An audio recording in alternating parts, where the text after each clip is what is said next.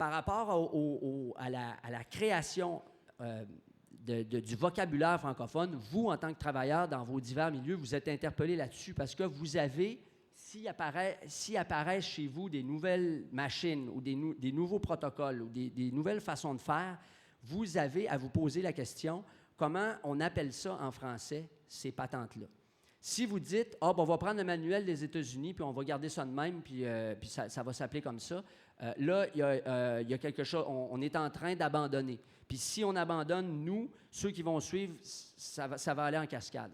Donc, il faut être capable, comme je vous le disais tout à l'heure, non seulement pour nous autres, pour être capable de se comprendre, mais aussi, parce que le français, c'est pas un dialecte c'est pas comme le Nescapi, là. Il n'y a pas juste 800 personnes qui parlent le français. Le français, c'est une langue qui est parlée sur les 5 continents. Ça a déjà été la langue de la diplomatie en Europe. Les tsars russes parlaient tous français à une époque.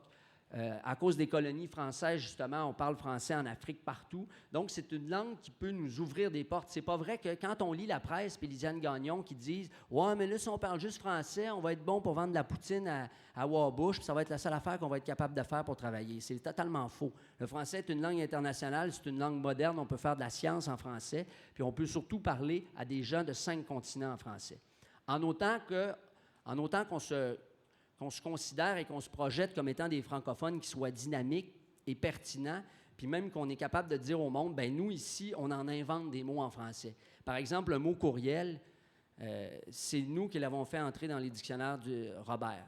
Parce que la France a encore le monopole des dictionnaires, c'est-à-dire avec l'Académie française, quels mots doivent être intégrés à la langue.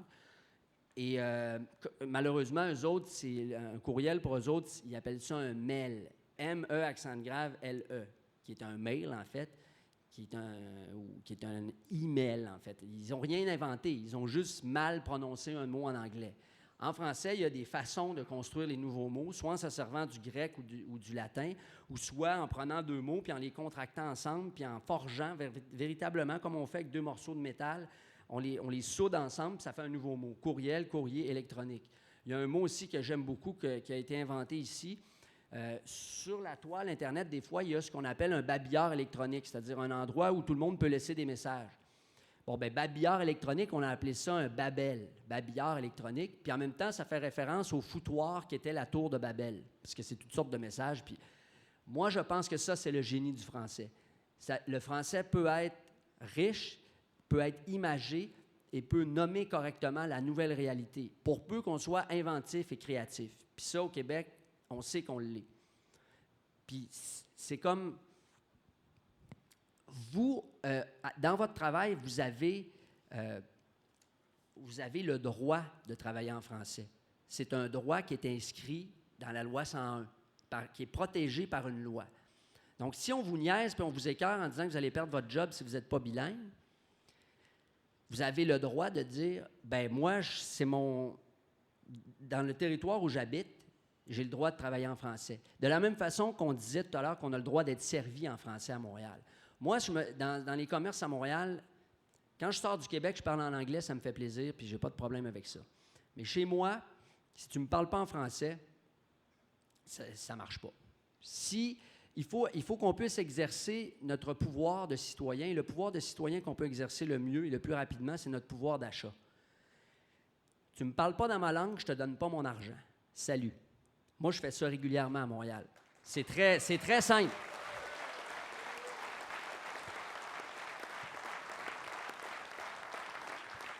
Et je vous jure que ça marche. Sur la rue Sainte-Catherine, s'il y a un propriétaire de restaurant qui s'aperçoit que ça fait 10 clients qui revirent de bord parce que son employé ne parle pas en français, le lendemain, il va avoir un employé qui parle le français.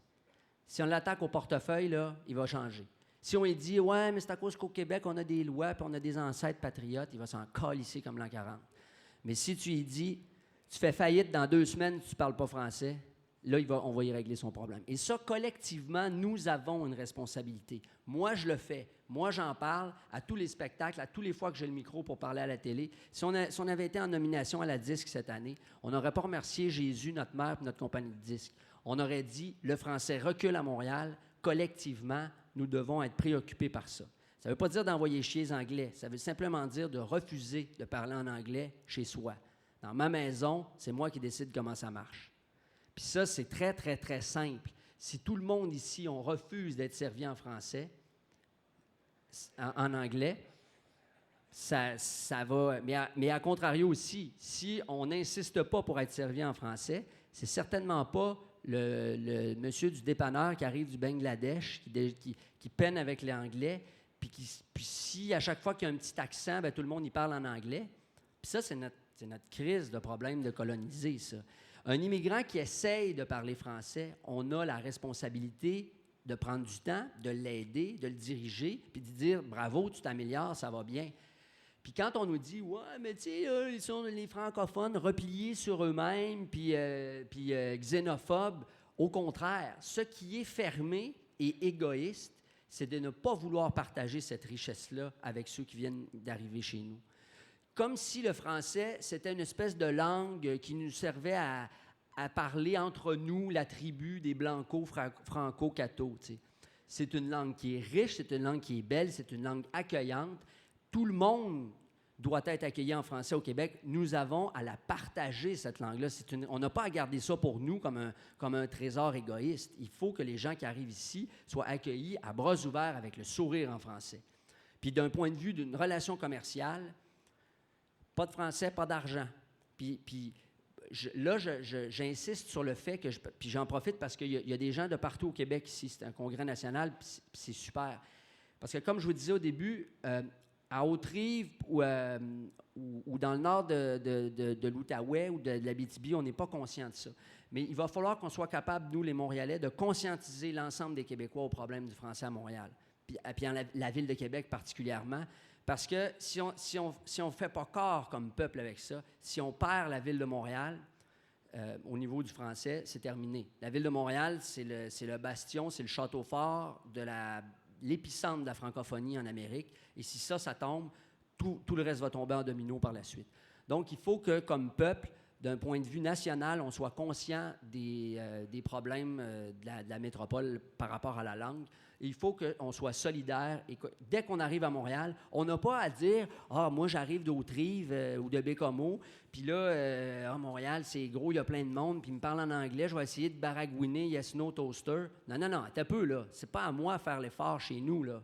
C'est toi, c'est ton problème. Si tu vas à Toronto et tu parles pas anglais, là, je veux dire, le gars, il va pas se fendre en quatre pour trouver quelqu'un qui parle français, là. Je veux dire, il faut que la réciproque s'applique ici, sans nécessairement être agressif puis baveux. Il faut simplement être digne puis se tenir debout, là. Je veux dire, Montréal, c'est la deuxième ville d'Amérique, là. Ça a été fondé en 1634 par Maisonneuve, là. C'est nous autres, on est là, on existe avant les Américains. Nos ancêtres ont parcouru l'ensemble du continent américain. Il y a des villes aux États-Unis, là, Détroit, là, ça ne s'appelle pas Detroit. Ça s'appelle Détroit parce que c'est un détroit. Il y a une ville qui s'appelle Des Moines en Ohio. Si vous prenez la carte des États-Unis, là, il y a plein de noms francophones là-dedans. C'est pas pour rien. Nos ancêtres sont passés là bien avant les Anglais. En Louisiane, il y a une ville qui s'appelle Maringouin. Bien, c'est pas Maringouin, la ville, c'est Maringouin. Puis on se doute bien pourquoi qu'elle s'appelle Maringouin.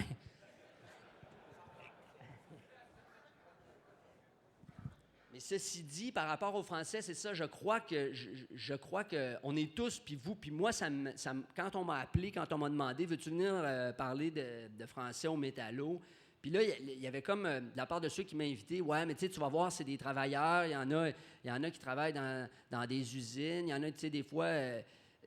il me mettait comme en garde en disant, ben peut-être que ça les intéressera pas. Ou moi, j'étais certain que ça allait vous intéresser. Vous avez une qualité d'écoute depuis tantôt qui me rassure parce qu'elle est à la hauteur de mes espérances.